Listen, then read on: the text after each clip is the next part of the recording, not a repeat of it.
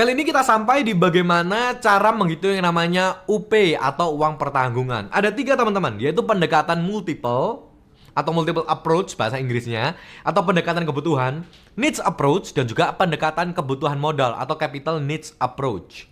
Nah, di sini aku akan sharing sedikit mengenai 3 hal ini. Sel, apakah akan diberitahukan contohnya? Jawabannya adalah iya. Nanti kita akan beritahu di contohnya di belakang, oke? Nah, sekarang kita akan masuk ke dalam pendekatan multiple dulu. Pendekatan multiple ini itu adalah pendekatan yang paling mudah, tapi pendekatan yang kurang akurat. Nah, kita di sini akan mengasumsikan pendapatan tahunan sekarang dibayarkan sampai usia pensiun. Oke, itu adalah pendekatan multiple ini. Nah, di dalam pendekatan multiple ini teman-teman, kita akan kasih contohnya deh. Let's say kita bilang ada Mr. A gitu misalkan ya, atau Mr. TU gitu ya. Mr. TU itu memiliki pendapatan saat ini sebesar 180 juta per tahun. Oke? Nah, dia berharap akan pensiun 20 tahun lagi. Clear? Ya kan? Bila asumsi hasil investasi adalah 12% per tahun, di mana dia tidak memiliki proteksi asuransi apa-apa ya sekarang, serta hutang-hutangnya juga tidak diperhitungkan, jadi anggapannya dia zero hutang, ya kan? Dia juga zero insurance, dia baru mau beli asuransi lagi, ya kan? Maka seperti apa? Nah, akan keluar seperti ini.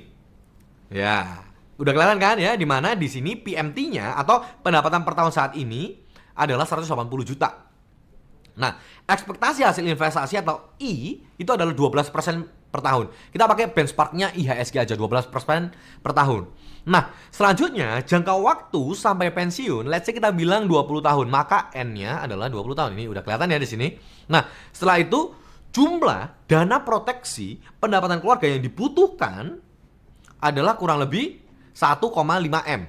Ya kan? Nah, caranya gimana sih untuk kita bisa mengetahui ABC-nya itu dan hitungnya seperti apa? Nah, contohnya ini ya, rumus-rumusnya akan aku berikan nanti di belakang biar nanti kalian bisa langsung lihat dan kalian bisa masukkan kira-kira angkanya berapa berupa foto yang bisa kalian download langsung, oke?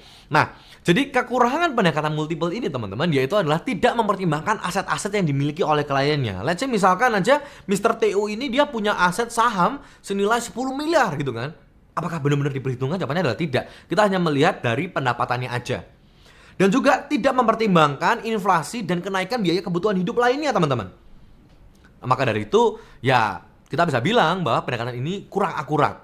Dan juga kita di sini mengasumsikan, ya kan, bahwa nilai investasi masa depan tetap konstan. Padahal seperti kita tahu bahwa hasil investasi itu sangat fluktuatif. Nah, selanjutnya kita akan melihat dari pendekatan kebutuhan atau needs approach, ya kan? Ada beberapa step yang harus kamu lakukan di sini, yaitu mengestimasikan kebutuhan pendapatan tertanggung. Jadi kalau misalkan tertanggung ini udah dipanggil ya sama yang di atas, ya kan? Kira-kira tertanggung ini mau nggak untuk mempertahankan standar hidupnya dia? Let's say dia bilang bahwa tertanggung ini dia punya standar hidup yaitu senilai 30 juta per tahun gitu kan. Nah, itu mau dipertahankan atau tidak? Step yang kedua adalah menghitung semua dana yang sudah dimiliki, termasuk asuransi jiwa yang dimiliki, di mana klien harus memenuhi kebutuhan tersebut. Nah, itu sudah mulai ya stepnya. Yang step ketiga adalah kita akan mengurangi dengan step kedua, dengan step pertama, di mana hasilnya adalah jumlah dana yang dibutuhkan untuk proteksi keluarga ini. Nah, kita akan membedah sedikit step by stepnya. Oke, let's say Mr. TU lagi nih, Mr. TU yang lain, dia telah memberikan data sebagai berikut teman-teman. Kebutuhan pengeluaran keluarganya itu kurang lebih 16,2 juta per bulan. Tambahin, ya kan?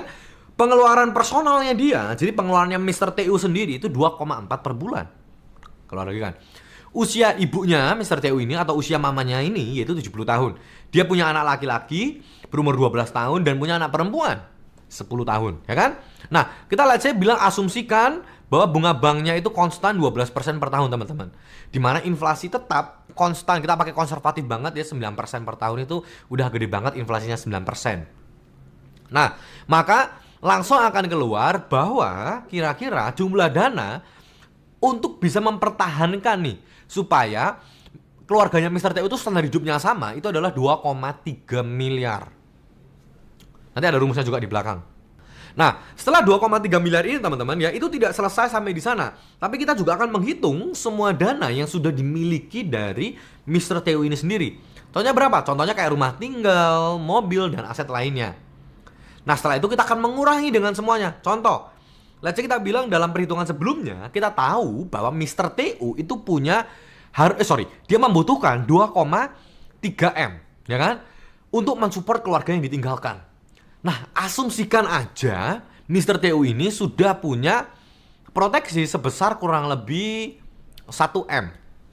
Gitu kan? Nah, kalau dia sudah punya 1 M, ya kan? Dan juga dia punya total aset lainnya 300 juta, maka totalnya dia punya kurang lebih 1,3 M.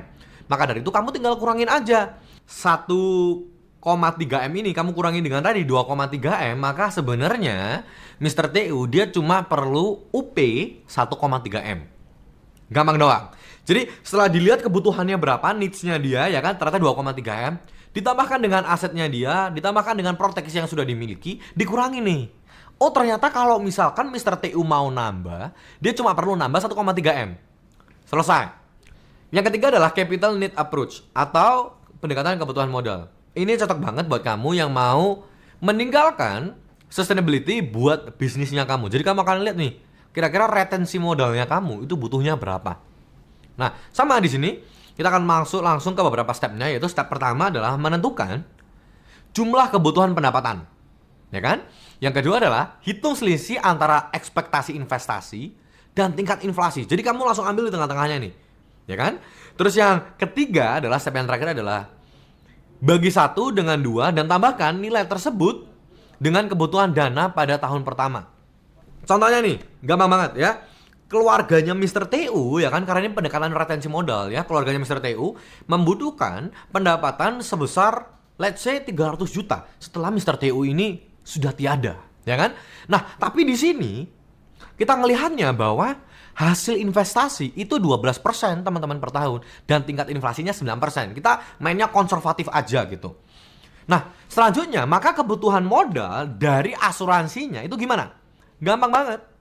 300 juta yang tadi, ya kan? Kamu bagi dalam kurung 0,12 dikurangi 0,09, ya kan? Kamu tambahkan dengan 300 juta, maka akan keluar kurang lebih hasilnya 10,3 M. Itu adalah UP asuransi yang kamu butuhkan jika kamu melakukan pendekatan melalui capital needs approach. Nah, sudah ada 3 pendekatan yang kita butuhkan ya teman-teman. Tapi kita harus tahu nih, kekurangan pendapatan modal itu adalah kebutuhan jumlah proteksi sangat besar, preminya juga tinggi. Nah, maka dari itu kalau misalkan kita bermain konservatif nih, ada baiknya kita menyiapkan semuanya itu lebih dini dulu. Jadi selain investasi yang kamu besarkan, juga harus ada proteksi yang kamu lihat. Jadi jangan sampai ketika kamu membeli proteksi ini, kamu punya ekspektasi yang sangat tinggi, tapi preminya sudah sangat jauh untuk kita bisa capai. Jadi sooner the better, ya. Jadi selalu yang namanya prioritaskan asuransi dulu daripada investasi. Dan juga kalau bisa malahan kamu bagi dulu posnya. Jadi ada pos asuransi, pos investasi, pos pengeluaran, pos hutang. Jadi kita itu bisa memaksimalkan proporsional yang kita bisa miliki di dalam financial life-nya kita. Jadi jangan sampai kita terlalu hemat sampai kita nggak bisa menikmati yang namanya kehidupan. Tapi yang ada namanya proporsi yang sesuai supaya kita bisa menikmati ya jangka kehidupan ini. Nah, maka dari itu teman-teman, di selanjutnya saya akan membedah mengenai asuransi unit link dan asuransi tradisional. Jadi saya mengambil satu contoh dari perusahaan asuransi langsung dan saya akan bedah kira-kira perbedaannya apa dan mengapa. Apa yang harus perlu kita perhatikan dan apa yang tidak perlu kita perhatikan. Apa yang kamu sebagai nasabah perlu untuk garis bawahi dan apa yang tidak perlu kamu garis bawahi. Apa yang perlu kamu tanyakan dan apa yang tidak perlu kamu tanyakan. Nah, maka dari itu sampai ketemu di video selanjutnya, yaitu kita bedah asuransi tradisional dulu. Saya Axel Efraim, terima kasih.